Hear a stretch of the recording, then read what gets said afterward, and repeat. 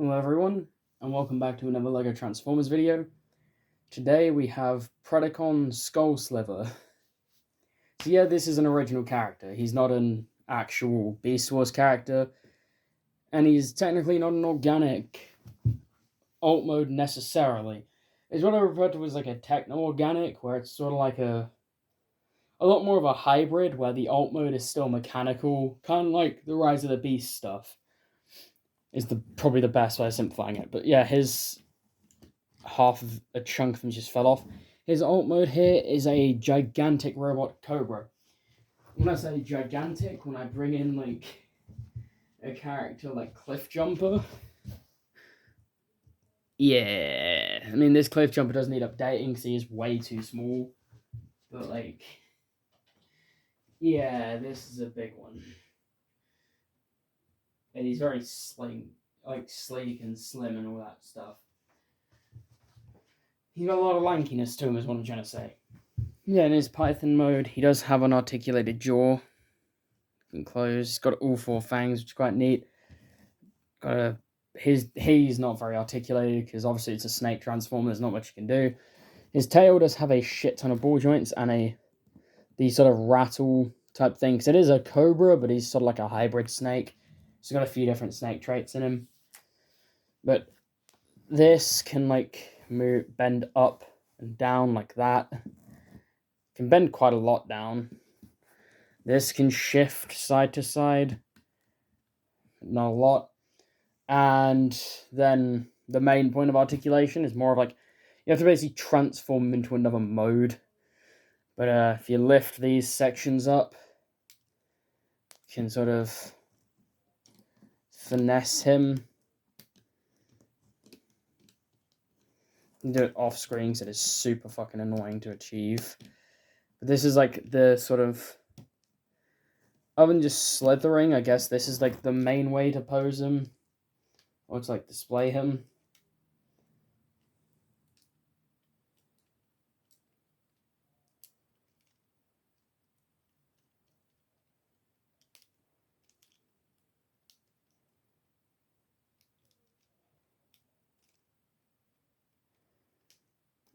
It's doing it off camera because again it's annoying as fuck to do. There we go. Okay. Going into like the sort of, you can really see the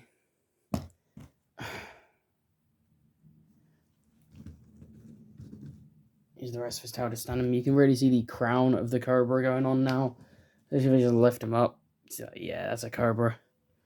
And of course, opening his mouth can open quite a lot. He's using these like little minifigure jumper pieces in grey from the Daily Bugle set as the lower fangs and the top fangs are there.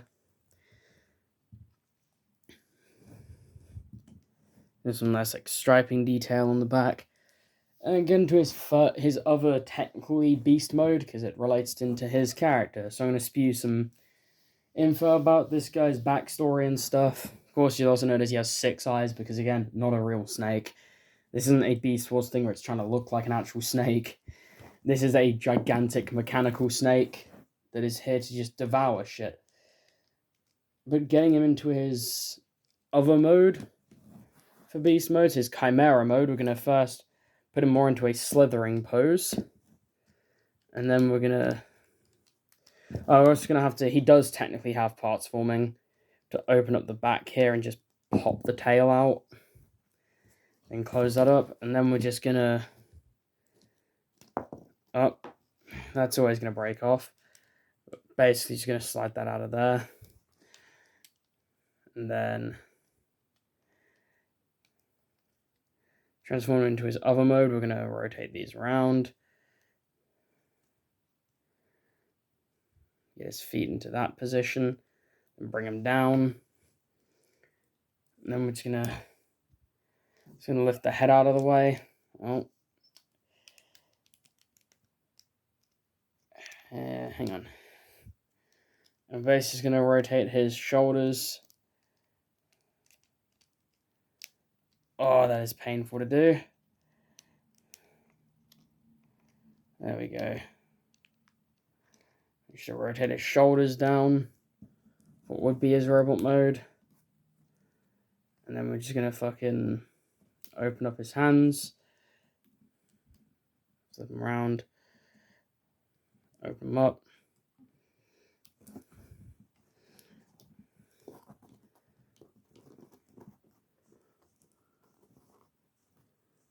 Fold his thumbs in, position his legs.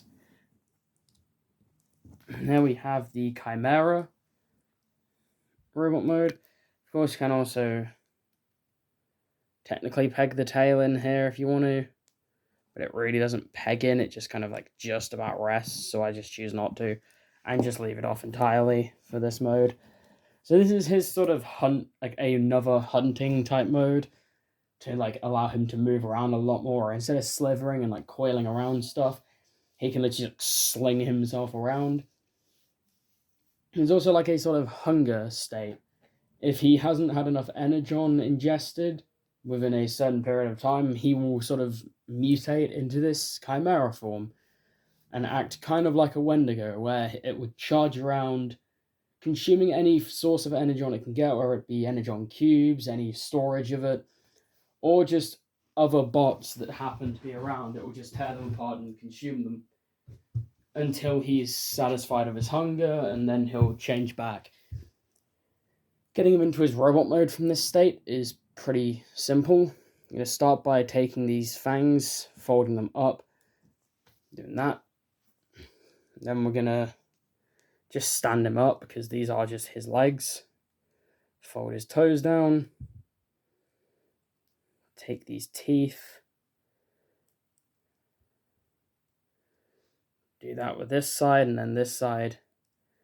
Do the same thing. Angle them out.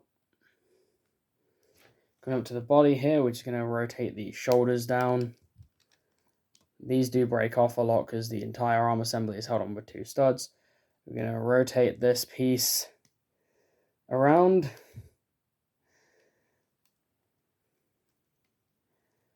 Flip the hand around, flip the thumb out, and around and thumb out. And my favorite, and then it's going to take the snake head, rotate it, and it's just going to rest on his back. And one of my favorite things is the way the head comes out. So we open up the ribs of the snake, and then just fold his head down, and then close the ribs back around it. And then the snake tail is just going to stud onto his hand like that. So it looks like it's protruding from the palm of his hand as his weapon. And I'm just going to put him, just going to lay him down. There we have Skullslither in his robot mode. So Skullslither, a bit more on his character while I just adjust the camera. That's a bit high up. There we go. So he is the right hand to Onyx Prime. So Onyx Prime has sort of been resurrected as like a fallen Prime, and he's fucking shit up on Earth. He's kind of brought back an army of beast formers with him and is just slaughtering any non-beast formers as well as just any life on Earth outside of like basic animals. So like he's slaughtering humans basically, and like other bots that aren't beast formers. So this guy is his right hand, just kind of following him around doing what he's told. His main thing is he has some Cobra-like abilities, so of course, alongside him being freakishly tall and agile and climbing around, even using his fucking weird toe things to like grip onto stuff and swing himself around, as well as like these claws are, that's going to happen a lot. So as his claws are pretty deadly weapons on their own. These are these huge ass claws for shredding people up. He's also got his articulated blade that comes out of his hand. So he can kind of just stand completely still, and as long as he gets close enough, he can slice people. And this goes hand in hand with his Cobra ability. So you might have noticed the crest on the back of the Cobra's head is pretty well decorated on here as well. That's because it is like an over-the-shoulder weapon. He can flip this up and use hypnosis on whoever he's fighting to make them pause briefly for a second. It's not a lot, but it basically means before every action, they'll take 1 second to pause, giving him ample time to strike at them. Flip that back down. He also has these venom canisters on the back of his legs that can be pulled off and thrown at people, or even loaded into weaponry as projectiles that will just give out a dose of his venom. And his venom directly affects the T-cog of a Cybertronian. Any other life form, it's really not going to do anything to them. Basically causing whoever's bitten or infected with his venom to revert back to their alt mode, and they'll be stuck like it for a while. Not like permanently, but for like an hour or so, they'll just be stuck like that. This could be a downside, depending on who he does it to, because if it's someone who routinely fights in their alt mode, or someone who's got a lot more mobility in that alt mode, like a beast former, he's kind of screwed himself over. But if he's fighting something like, let's say he was fighting Optimus Prime, he'd get a pretty good advantage by like keeping him restricted as a truck, because, well, it's just a truck. There's only so much of a threat a truck on its own can be.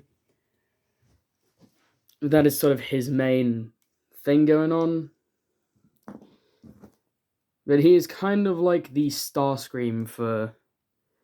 Like, I always see, like, villains always tend to have similarities with what I do. And the similarity between Onyx Prime and Megatron mainly just being, well, this guy is basically his equivalent of Starscream. And his foot fell off. So he's kind of just acts like he's loyal, but really is just in it seeing himself as a better leader and wanting to be in charge. Of course, failing horribly because none of the others actually listen to him, especially with the more animalistic alpha mentality they have towards Onyx Prime, where their previous leader Predaking showed up and he's like, I'm in charge here, and then Onyx Prime just beat him in a fight and pretty much just killed him. And he was like, no, I'm taking charge.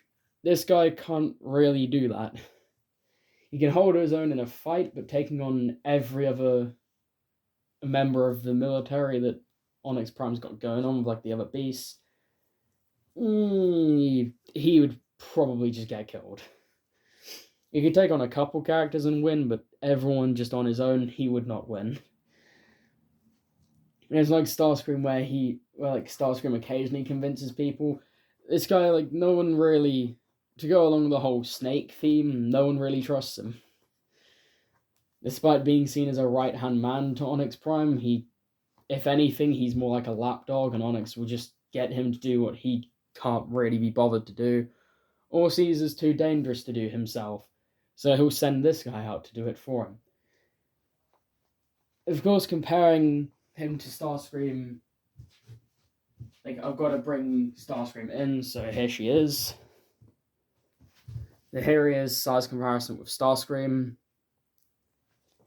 going to take her away. I'll eventually do a video on her. Her transformation's kind of annoying, so I don't like doing it too much. And comparing him with another lanky but lovable villain, we have him next to my brand new, and this will get covered eventually, Shockwave in his submarine mode. Or with a submarine mode. So with the previous design I gave for Shockwave, he was sort of like eaten away by scraplets. Well, now he's got a body again, and he's fixed up. So he's doing better. He can still be reverted to his old mode if you want to, without minus the weird chicken mode that was just kind of there to allow him to transform into something, but really, he wouldn't transform. But anyway, that's all I really... I mean, we could cover articulation, but there really isn't a lot to go over. Ball joint, ball joint, ball joint, ball joint. Head doesn't move. Ball joint at the waist. Ball joint, ball joint. Ball joint. Hinge. Slide individual fingers and toes. Ball joint, ball joint, ball joint, ball joint, hinge. This is literally my extent of it. You know what those joints are going to do. There's not really a lot of impeding to them. Other than the knees, which I guess have some impeding, where he just gets 90, but he's fine. He also unfortunately can't really stand on his own rider display stand, because he's kind of a bit iffy on that front. That's all I have to really say about this guy. Hope you enjoyed, and I'll see you all in the next video.